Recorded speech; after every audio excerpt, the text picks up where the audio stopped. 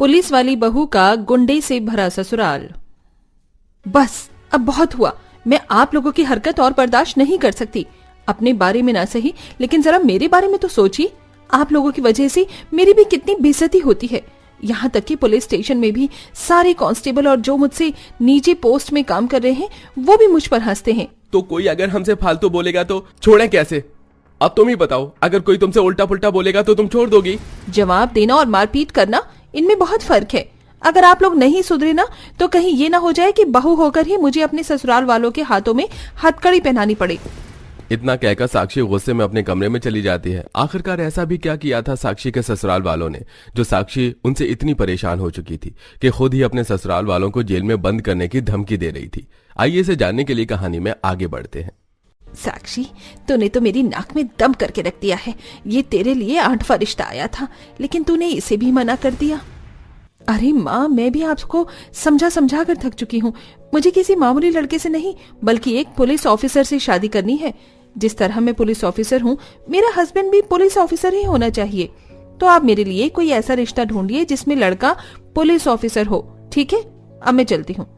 इससे पहले ममता साक्षी को कुछ कहती, साक्षी अपनी पुलिस वैन में बैठती है और पुलिस स्टेशन के लिए निकल जाती है। तभी रास्ते में साक्षी देखती है कि एक गुंडा एक लड़की को छेड़ रहा है। कहाँ जाएगी मुझसे बचकर? आज तो मैं तुझे छोड़ूंगा नहीं। प्लीज जाने दो मुझे, भगवान के लिए जाने दो। इससे पहले साक्षी जाकर उस लड़की की मदद करती कि तभी वहां एक अनुज नाम का लड़का आता है। क्यों परेशान कर रहा है लड़की को? तेरे घर में माँ बहन नहीं है क्या? तो कौन होता है इसे बचाने वाला? पुलिस ऑफिसर है या कहीं का बहुत बड़ा राउडी है? तू जानता नहीं है मुझे कि मैं कौन हूँ? अरे मेरा तो रोज का काम है पुलिस स्टेशन जाकर अपनी मेहमान नवाजी करवाना, और मेरे मोहल्ले में बच्चा बच्चा मुझे जानता है। पूछ लियो कि अनुज दादा कौन है। अनुज एक मुक्के में ही उस गुंडे को मार गिराता है कि तभी वहां साक्षी आती है और जल्दी से गुंडे को हथकड़ी पहना देती है। मुझे नहीं पता था कि आज के समय में भी इतने बहादुर लोग हैं। मेरे आने से पहले ही आपने इस लड़की को बचा लिया। Thank you so much. Sakshi उस गुंडे को पुलिस स्टेशन में बंद कर देती है। अनुज की बहादुरी देख साक्षी उससे काफी इंप्रेस होती है और ऐसे ही कुछ दिन गुजर जाते हैं। साक्षी हमेशा की तरह अपने पुलिस स्टेशन में बैठकर केस की फाइल देख रही थी। तभी कांस्टेबल अनुज को पकड़कर पुलिस स्टेशन लाता है, जिसे देख। अरे कांस्टेबल, तुमने इन्हें क्यों पकड़ा है? ये तो काफी अच्छे इंसान है। अरे मैडम, यह कोई अच्छा इंसान नहीं है। आपको नहीं पता, आए दिन इसके खिलाफ कोई ना कोई FIR दर्ज होती रहती है। आज भी बीच रोड में खड़े होकर लड़ाई कर रहा था। अच्छा, एक काम करो, तुम जाओ, मैं इनसे बात करती हूँ। देखने में तो तुम एक अच्छे परिवार के लड़के लगते हो, क्यों इतनी लड़ाई करते हो फिर? अब वो लड़ाई करने का कोई शौकीन नहीं है, लेकिन जब कोई सामने से बोलता है तो मुझे बर्दाश्त नहीं होता। अच्छा बाबा, इतना गुस्सा करना सेहत के लिए अच्छा नहीं है। आज तो मैं तुम्हें छोड़ देती हूँ, लेकिन नेक्स्ट टाइम तो तुम्हारी कोई शिकायत नहीं आनी चाहिए। अरे मैडम, आप तो बहुत अच्छी हो। मुझे तो लगता था कि सारी पुलिस वालियां एक नंबर की खड़ूस होती हैं, लेकिन आप तो बिल्कुल चीनी की तरह मीठी हो। क्या मेरे साथ कॉफी पीना पसंद करोगी? साक्षी अनुज के बहादुरपन और उसका इतना अच्छा बर्ताव देख साक्षी उससे मन ही मन काफी इंप्रेस होने लगती है और उसके साथ कॉफी पीने के लिए हाँ कर देती है। धीरे धीरे साक्षी और अनुज की काफी अच्छी दोस्ती हो जाती है और कुछ ही महीनों में ही उनकी दोस्ती प्यार के रिश्ते में बदल जाती है। दोनों ही एक दूसरे के बारे में अपने परिवार को बताते हैं और सिर्फ कुछ ही हफ्तों में उनकी शादी हो जाती है और आखिरकार साक्षी अपने ससुराल आ जाती है। अरे देखो, गुंडों से भरी परिवार में पुलिस वाली बहू आई है। ना जाने अब क्या होगा। क्या ये लोग सुधरेंगे या जैसे हैं वैसे ही रहेंगे? अब तो भगवान ही जाने। पड़ोसी की बातों से यह साफ साफ पता चलता है कि साक्षी के ससुराल में एक से बढ़कर एक गुंडे भरे पड़े हैं, जिससे साक्षी अभी पूरी तरह से अनजान थी। बहू, आज मंगलवार है और मैं हर मंगलवार मंदिर जाती हूँ। चल, आज तू भी मेरे साथ मंदिर चल। ठीक है माँ जी, आप बस 10 मिनट रुकिए, मैं जल्दी से तैयार होकर आती हूँ। साक्षी साड़ी पहनकर अपनी सास मनोरमा के साथ मंदिर जा रही होती है कि तभी मनोरमा की टक्कर गलती से एक पूनम नाम की औरत से हो जाती है। अंधी है क्या? दिखाई नहीं देता जो धक्का मार रही है? अरे तू कोई गुंडी है क्या जो इस तरह से बात कर रही है? गलती से धक्का लगा है तुझे? क्या आसपास इतनी भीड़ दिखाई नहीं दे रही? तेरी इतनी हिम्मत कि तू मुझे गुंडी बोले? मनोरमा देखते ही देखते पूनम के बाल पकड़कर उसे मारने लगती है, जिसे देख साक्षी। अरे माँ जी, आप क्या कर रही हैं? छोड़िए, इतनी सी बात पर। साक्षी अपनी सास मनोरमा को शांत करवाती है और उसे घर ले आती है और ऐसे ही कुछ दिन गुजर जाते हैं। साक्षी की दोनों नंद पल्लवी और गीता रिक्शा से अपने घर आ रहे होते हैं कि तभी, अरे बहन जी, जब रिक्शा का 30 रुपए हुआ है तो आप लोग मुझे 20 रुपए क्यों दे रहे हैं? मुझे तो अपने 30 रुपए ही चाहिए। ऐसे कैसे? जब कॉलेज जाने के 20 रुपए लगते हैं तो घर आने के 30 रुपए क्यों? मुझे क्या पागल समझा है? रखना है तो रखो 20 रुपए, वरना हम तो चले। 10 रुपए के चक्कर में पल्लवी और गीता और रिक्शे वाले से लड़ाई करने लगती है। तभी वहां से पुलिस की वैन लेकर साक्षी गुजरती है। अपनी दोनों नंद को रिक्शा वाले से लड़ता देख वो उसके पास जाती है। ये क्या हुआ पल्लवी? गीता, रिक्शा वाले से लड़ाई क्यों कर रही हो? अरे भाभी देखो ना, कॉलेज जाने में जब 20 रुपए लगते हैं तो ये वापस आने में 30 रुपए क्यों ले रहा है? अब तो मैं 1 रुपए भी नहीं दूंगी। पल्लवी की बात सुनकर साक्षी रिक्शे वाले को पैसे देती है और उन दोनों को वैन में बिठाकर उन्हें घर छोड़ देती है। साक्षी नोटिस करने लगी थी कि उसके ससुराल वाले हर छोटी छोटी बातों पर कभी राशन वाले तो कभी पड़ोसियों से लड़ाई करने लग जाते थे। तेरी हिम्मत कैसी हुई ये कुरकुरे का रैपर मेरे घर के सामने डालने की? तू जानती नहीं है मैं कौन हूँ? मैं नहीं बल्कि पूरा मोहल्ला जानता है कि तू कितनी बड़ी कुंडी है। और तू नहीं बल्कि तेरा पूरा खानदान गुंडों का है। परिवार में एक से एक गुंडे भर रखे हैं। पड़ोसन की बात सुनकर अब धीरे धीरे साक्षी को सारी बातें समझने आने लगी थी। अरे भाई साहब, क्यों मेरे सिर में दर्द करके रख दिया है? आपको पहले मिलता होगा सब्जी के साथ धनिया, लेकिन अब धनिया पैसों से मिलता है। लाइए 10 रुपए, फिर मैं आपको धनिया देता हूँ। अरे मैं भी देखता हूँ तू कैसे मुझे धनिया लेने नहीं देता। अपने ससुराल वालों को ऐसा गुंडागर्दी करता देख साक्षी काफी परेशान होती है और उन्हें काफी समझाती भी है, लेकिन उसके ससुराल वालों पर कोई असर नहीं होता। और आज तो साक्षी की नंद पल्लवी हद ही कर देती है। इस गोल्ड की चेन को पहनकर गले पर पूरा रैशेस हो गया है। अब तो मैं इसे कुछ दिनों के बाद ही पहनूंगी। साक्षी अपनी गोल्ड चेन उतार कर टेबल पर रख देती है और चेंज करने के लिए बाथरूम चली जाती है। तभी पल्लवी साक्षी के कमरे में आती है और उसकी गोल्ड की चेन देखकर उसे चुरा लेती है। मैंने तो यहीं अपनी गोल्ड की चेन रखी थी, कहाँ गई? साक्षी अपनी गोल्ड की चेन काफी ढूंढती है लेकिन उसे वो नहीं मिलती। शाम को जब सब खाना खा रहे होते हैं तो अचानक साक्षी की नजर पल्लवी के गले पर जाती है। पल्लवी ने साक्षी की चुराई हुई गोल्ड चेन को ही पहना हुआ था, जिसे देख साक्षी अपनी चेन पहचान लेती है। पल्लवी, ये तो मेरी गोल्ड की चेन है ना, तुम्हारे पास कैसी आई ये? आपकी नहीं मेरी है, मतलब मैं आपकी गोल्ड की चेन क्यों पहनूंगी? पल्लवी झूठ मत कहो, ये चेन मेरी है। मुझे क्या अपनी चीजों की पहचान नहीं है? अरे अभी तक तो तुम सिर्फ लोगों से लड़ाई करती थी, लेकिन अब तुम अपने ही घर का सामान भी चोरी करने लग गई हो। तुम्हें शर्म नहीं आई अपनी भाभी की चेन चुराते हुए? दिन पर दिन साक्षी के ससुराल वालों की गुंडागर्दी बढ़ती जाती है और आज तो लड़ाई में मनोरमा अपने पड़ोसन का सिर ही फोड़ देती है। साक्षी को जैसे ये बात पता चलती है तो वो भागते हुए हॉस्पिटल जाती है और पूरे परिवार से माफी मांगकर ससुराल वालों की क्लास लगाती है। मैं तो आप लोगों से परेशान हो चुकी हूँ। जब देखो लोगों से लड़ाई झगड़ा, और आज तो आपने हद ही कर दी। अगर उस औरत को कुछ हो जाता तो अपनी नहीं तो जरा मेरी इज्जत के बारे में तो सोचिए। उसने मुझे गाली दी तो मैं उसे कैसे छोड़ती? या तो आप लोग अपनी गुंडागर्दी छोड़ दीजिए या तो फिर जेल जाने के लिए तैयार हो जाइए। साक्षी की परिवार में एक से एक गुंडे भरे थे, जिनके चलते आए दिन उनकी कंप्लेन पुलिस स्टेशन में होती थी। पुलिस ऑफिसर होने की वजह से साक्षी अपने परिवार वालों को हमेशा बचा लिया करती थी, लेकिन आज पुलिस कमिश्नर साक्षी पर काफी गुस्सा करते हैं। साक्षी, मैं तुम्हें एक आखिरी मौका दे रहा हूं। अगर अब के बाद अपने घर वालों के खिलाफ एक भी FIR दर्ज हुई तो सबके सब जेल में जाएंगे और तुम भी सस्पेंड कर दी जाओगी। सॉरी सर, अभी एक भी कंप्लेन नहीं आएगी। अपनी जॉब पर बात आ जाने की वजह से साक्षी काफी परेशान थी और घर जाकर अपने कमरे में बैठकर काफी रोती है। बचपन से इतनी मेहनत करी ताकि मैं अपना पुलिस बनने का सपना पूरा कर पाऊं, और जब मैं पुलिस बन गई तो मुझे ऐसे ससुराल वाले मिले हैं। हे भगवान, मैं क्या करूं? मेरे तो ससुराल वाले न सुधरने का नाम ले रहे हैं और न ही पुलिस कमिश्नर को मुझ पर तरस आ रहा है। अगर मुझे पुलिस कमिश्नर ने सस्पेंड कर दिया तो मैं अपनी जान दे दूंगी। अब मैं इस बदनामी के साथ और नहीं रह सकती कि एक पुलिस वाले के घर वाले सारे 1 नंबर के गुंडे हैं। साक्षी अपने कमरे में बैठे रो रही होती है कि तभी उसकी ये सारी बात उसकी नंद गीता सुन लेती है और बाहर आकर सभी को बताती है, जिससे सभी को साक्षी के लिए काफी बुरा लगता है और अब सब साक्षी के कमरे में जाते हैं। साक्षी, हमें माफ कर दो, हमें नहीं पता था कि हमारी वजह से तुम्हारी ड्यूटी पर बात आ जाएगी। अब से हम किसी से कोई झगड़ा नहीं करेंगे, पर सबके साथ इज्जत से जिएंगे। हाँ भाभी, हम लोग बहुत लड़ाई झगड़ा करते हैं, इसलिए कहीं पर भी आपकी हमारी कोई इज्जत नहीं है, लेकिन अब हमें अपनी गलती का एहसास हो गया है। ससुराल वालों की बात सुन साक्षी उन सबको माफ कर देती है। इसके बाद अब धीरे धीरे कर वो सभी अपना गुंडे करने वाली हरकतें छोड़ देते हैं और सबसे अच्छे से पेश आते हैं। अरे बाजी, सच बताओ, सच में क्या ये बुर्का सिर्फ 800 रुपए का है? बाहर बाजार में तो 2000 से कम का नहीं है ये बुर्का। कहीं ऐसा तो नहीं कि एक बार पहनने के बाद दूसरी बार पहनने के लायक ना बचे? मेरी बड़ी बहन, रमजान का महीना चल रहा है, इस महीने में क्या हम ऐसे गुनाह करेंगे? आप बेफिक्र होकर इसे लेकर जाइए। अगर जरा भी कमी आए ना तो आकर वापस करवा दीजिएगा। अब आपके मोहल्ले का ही बाजार है, आने जाने में तो कोई तकलीफ भी नहीं होगी। या अल्लाह, कितनी सुंदर सुंदर जन्माज है, और बच्चों के लिए टॉप वगैरह तो देखो कितने प्यारे प्यारे हैं। मेरा असलम तो कब से नई टोपी के लिए जिद कर रहा था, और अम्मी जान के लिए भी जन्माज लेनी थी। अच्छा हुआ मैं मोहल्ले में ही ये सब मिल गया, वरना इतने पैसे खर्च करके दूर बाजार में जाना पड़ता।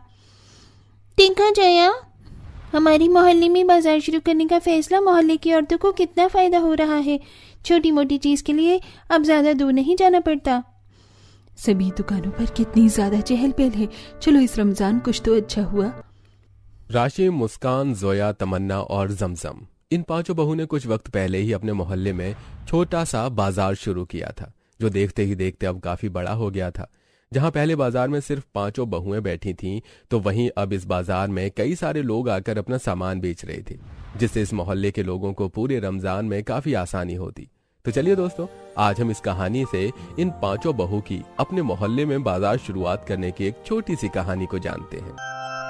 बाजी, बिल्कुल जायज दाम ही बताया है मैंने आपको। पूरे बाजार में इससे कम में खजूर आपको कहीं नहीं मिलेंगे। अरे भाईजान, कहाँ कम बताया है आपने? 200 रुपए के सिर्फ ये छोटा सा डिब्बा दे रहे हो आप खजूर का। ये तो इफ्तारी में 2 लोगों को भी कम पड़ेगा। जरा ठीक ठाक दाम लगा दो, हर बार रमजान में आपसे ही तो खजूर लेते हैं। चलिए बाजी, न आपकी न मेरी, 180 रुपए दे दीजिए। इस महंगाई ने तो दम बढ़ा कर रख दिया है। अभी तो रमजान शुरू होने में हफ्ता भर है, और जरा बाजार के दाम तो देखो, सारे फल वगैरह तो 100 रुपए से कम नहीं है, और खजूर का तो पूछो ही मत। बाकी का सामान कैसे लेंगे? सारे पैसे तो इन खजूर और फलों को ही लेने में निकल जाता है। जिमजिम, थोड़ा जल्दी करो, देखो शाम होने को आई है, घर भी जाना है। वैसे ही यहाँ से घर के लिए आसानी से रिक्शा नहीं मिलता है। तमन्ना, जमजम जल्दी जल्दी रमजान का थोड़ा बहुत सामान खरीदते हैं और रिक्शा पकड़कर रात के 9 बजे तक अपने घर पहुंचते हैं। जमजम, तमन्ना, तुम दोनों ने तो आने में काफी देर लगा दी। कितनी देर पहले की गई हुई हो और सिर्फ ये थोड़े से फल और खजूर लेकर आई हो। बाकी का सामान कहाँ है? क्या बताएं अम्मी जान, बाजार जाने में और आने में ही 2 घंटे लग जाते हैं। ऊपर से उस बाजार में हर चीज सोने के भाव मिलती है। सारे पैसे तो इन फल और खजूर में ही लेने में निकल गए हैं। यही तो बात है अम्मी जान, याद है आपको जब हम रेशमा भाभी जान के बच्चे के लिए कपड़े लेने के लिए बाजार गए थे, तो पूरे दिन निकल गया था, और मुश्किल से 2 जोड़े कपड़े भी 2000 से कम में नहीं आए थे। काश हमारे मोहल्ले में ही कोई बाजार होता, तो आने जाने का खर्चा और वक्त दोनों बचत होती, और मोहल्ले के लोग तो कम दामों में ही सामान बेचते। कितनी आसानी होती है अगर हमारे मोहल्ले में बाजार होता है। और अब तो हफ्ते भर के बाद रमजान शुरू है, अगर किसी चीज के बीच में जरूरत आ पड़ी तो क्या करेंगे हम? पूरे मोहल्ले में एक छोटा भी बाजार न होने के कारण इन पांचों बहू को अक्सर छोटी मोटी चीजों के लिए बहुत दूर जाना पड़ता। यहाँ तक कि आस पड़ोस की औरतों को भी इससे काफी परेशानी होती। ऐसे ही 2 दिन गुजर जाते हैं। मुस्कान और जोया आंगन में बैठकर दाल चावल साफ कर रही होती हैं। तभी मुस्कान देखती है कि कई बार उनके घर के सामने और पूरे मोहल्ले में कुछ औरतें और आदमी फल और टोकरियों में अलग अलग सामान बेच रहे हैं, जिसे देख मुस्कान को एक तरकीब सूझती है। अरे मुस्कान, क्या हुआ तुम्हें? जल्दी जल्दी साफ करो, खाना बनाने का वक्त हो गया है। मुझे एक कमाल का आइडिया आया है। देखो, अगर हमारे मोहल्ले में बाजार होता तो हम कितनी आसानी होती ना हमें। क्यों ना हम खुद ही हमारे मोहल्ले में बाजार की शुरुआत कर दे। तो मुस्कान, तुम क्या कह रही हो? मुझे तो कुछ समझ ही नहीं आ रहा है। मेरा मतलब रमजान शुरू होने वाला है, तो क्यों ना हम मोहल्ले में खुद के बाजार शुरू करें। जैसे हम उसमें सेवई, फिरनी, शरबत, और तो और तुम्हें तो सिलाई भी आती है, तो हम औरतों के लिए बुरखे, बच्चों के लिए नकाब, टोपी और जनमाज जैसी चीज बनाकर बेच सकते हैं। रमजान में तो इन चीजों की जरूरत तो हर किसी को ही पड़ती है। इससे आसपास के लोगों को भी फायदा होगा और हमारी थोड़ी कमाई भी हो जाएगी। मुस्कान का आइडिया जोया को काफी पसंद आता है, और अब वो इस बारे में बाकी बहू से बात करती है, और वो भी इसके लिए हाँ कर देती है। अम्मी जान, मैं कर लूंगी, अब आप जाकर आराम करिए। अर्शी बेटा, सेवई बनाना कोई आसान काम नहीं है। तुम अकेले ये सब कैसे देखती रहोगी? देखो, हम दोनों ने मिलकर किया तो कितनी जल्दी हो गया और ढेर सारी सेवई बन गई। और तुम फिक्र मत करो, मुझे फिरनी वगैरह भी काफी अच्छे से बनानी आती है। इसके बाद मैं फिरनी बना दूंगी। अम्मी जान, अगर आप ना होती तो मैं सच में ये सब अकेले कैसे करती। शुक्रिया अम्मी जान। अल्लाह, जोया, तुमने तो काफी सुंदर नकाब बनाया है, और ये बच्चों की छोटी छोटी टोपी भी काफी सुंदर है। और तुमने जो इन बुरकों और नकाब पर इतनी सुंदर कढ़ाई की है, उसका क्या? मुझे नहीं पता था कि तुम्हें इतनी सुंदर कढ़ाई आती है। वो तो बस बचपन में अम्मी जान को देखते देखते मैंने सीख लिया था। जहां मुस्कान, जोया, अर्शी, सेवई और इन बाकी सामानों को बनाने में लगी होती हैं, तो वहीं दूसरी तरफ बाकी बहुएं मोहल्ले में एक जगह कुछ टेबल बैठने के लिए कुर्सियां और उन टेबल पर चादर बिछा रही होती हैं। थोड़ी देर में अर्शी, मुस्कान, जोया और सलमा लेकर बाहर मोहल्ले में आ जाती हैं और उन सबको टेबल पर अच्छे से रख देती हैं।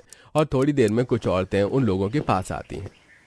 बच्चों की जानमाज भी कितनी ज्यादा प्यारी है ना। मैं तो अपनी ननद के बच्चों के लिए जानमाज ले रही हूँ। कल से रमजान शुरू है और ये सेवई वगैरह भी कितनी ज्यादा अच्छी लग रही है। मैंने अपने शौहर से सेवई मंगाई थी। अरे इतनी बेकार सेवई थी कि एक बार बच्चों को क्या बनाकर दे दी, बाकी रखी हुई खराब हो गई। ये तो खराब नहीं होगी ना? पहली बात ये खराब नहीं होगी, और दूसरी बात अगर खराब हो भी गई तो हम तो आपके मोहल्ले में ही बैठे हैं। अगले दिन से रमजान शुरू हो जाता है। रमजान के शुरू होते ही सभी को छोटे मोटे चीजों की जरूरत पड़ रही थी और मोहल्ले में इन लोगों के बाजार करने की शुरुआत की वजह से वो सभी काफी खुश थीं। हर रोज की तरह तीनों बहुएं बाजार में अपना बनाया हुआ सामान बेच रही थीं कि तभी तमन्ना और जमजम टोकरा भरकर खजूर और अलग अलग तरह के ढेर सारे फल लेकर आती हैं, जिसे देखकर या अल्लाह, जमजम, तमन्ना, ये तुम लोग टोकरा भरकर खजूर और फल कहाँ से लेकर आई हो? अरे आज जब हम सब्जी लेकर घर लौट रही थी तो बीच रास्ते में कंस्ट्रक्शन का काम चल रहा था, तो हम दूसरे जंगल के रास्ते होते हुए आए और वहाँ पर हमें बड़े बड़े खजूर के पेड़ और ये फल के पेड़ दिखे, तो वहाँ से हमने ढेर सारे खजूर और फल तोड़ लिए। अब हम भी तुम्हारे साथ फल और खजूर बेचेंगे। सही कहा है, किसी ने जब भी ऊपर वाला देता है तो छप्पर फाड़ कर देता है। या खुदा तेरा लाख लाख शुक्र है। उस वक्त से जमजम और तमन्ना भी फल और खजूर बेचना शुरू कर देती हैं और अब देखते ही देखते मोहल्ले की 8 से ज्यादा औरतें इनसे ही इफ्तारी के लिए सामान लेती हैं। चलो मोहल्ले में बाजार खुलने का फायदा तो हुआ, वरना तुम्हें याद है ना जरीना, पिछले साल रमजान में दूर बाजारों में जाते हुए हमारी क्या हालत हो जाती थी। एक बार तो आते हैं बीच रास्ते में ही रोजा खुल गया था। वो दिन तो मैं कभी भूल ही नहीं सकती। ऑनलाइन है तो क्या, लेकिन अब यहाँ देखो जरूरत का हर सामान मिल रहा है। वही फल खजूर तोड़ कर लाना, ये सब कुछ करके तो मुझे इस साल एक सुंदर सा बुरखा लेना था, तो मैं यहाँ से तिरछा बुरके ले लूंगी। रमजान के चलते जहां मोहल्लों की औरतों की मदद हो रही थी, तो वहीं इन 5 बहू की काफी अच्छी कमाई भी हो रही थी। इन 5 लोगों को देख देख कर अब मोहल्ले के और लोग भी जो दूर जाकर बाजार लगाते थे, वो भी इन्हीं 5 बहू के साथ बाजार लगाना शुरू कर देते हैं। अरे आप लोगों को देख देख कर हमें भी एहसास हुआ कि हम लोग इतनी दूर जाकर बाजार लगाते हैं और सामान बेचते हैं, लेकिन फिर भी हमारी बिक्री नहीं होती। मैं दूर के चलते कोई भी हमसे सामान नहीं खरीदता। अब आप ही बताइए बाजी, इतनी दूर आना जाना करेंगे तो हमें भी तो थोड़ा बहुत दाम बढ़ाना पड़ेगा ना। अरे लेकिन चलो, अब तो हमने अपने मोहल्लों में ही बाजार खोल लिया है। अब आराम से सामान बेचेंगे और जब चाहा घर जाकर आराम भी कर लेंगे। तो आपने बहुत अच्छा किया। अब देखिए ना, देखते देखते कितने सारे रमजान गुजर गए और कुछ रमजान के बाद हिम्मत भी आ जाएगी। आप लोग देखते जाइए कि कैसे कैसे मोहल्ले के सभी लोग आप लोगों का सामान यूं ही खरीद लेते हैं। अरे बाबू, सामान बेचते बेचते भूल गई क्या कि इफ्तारी का वक्त हो चला है। चलो अब जल्दी से अंदर आ जाओ, वजू कर लो। मैंने इस इफ्तारी की सारी तैयारी कर दी है। भाईजान, जरा आप हमारी दुकान देख लेंगे, हम जल्दी से उतरेगा, नमाज पढ़कर आ जाते हैं। अरे बड़ी बेफिक्र होकर जाइए, जिस तरह हमारी व्रत है ठीक उसी तरह आपके रोजे भी हैं। आप जाइए, तब तो हम आपकी दुकान देख लेंगे और कोई ग्राहक आएगा तो उसे भी संभाल लेंगे। 5 बहू जल्दी से घर जाती हैं और इफ्तारी कर नमाज पढ़कर खुदा की इबादत करती हैं और अल्लाह से शुक्रिया अदा भी करती हैं। और अच्छी तरह 5 बहुएं छोटे छोटे जुगाड़ करके काफी सारी दुकान खोल लेती हैं। वहीं मोहल्ले की कई औरतों को भी उनसे सीख मिलती है और अब वो भी इसी तरह छोटी मोटी दुकान खोल लेती हैं, जिससे पूरे रमजान मोहल्ले के लोगों को फायदा होता है और रमजान के बाद भी 5 बहू की कमाई जारी रहती है।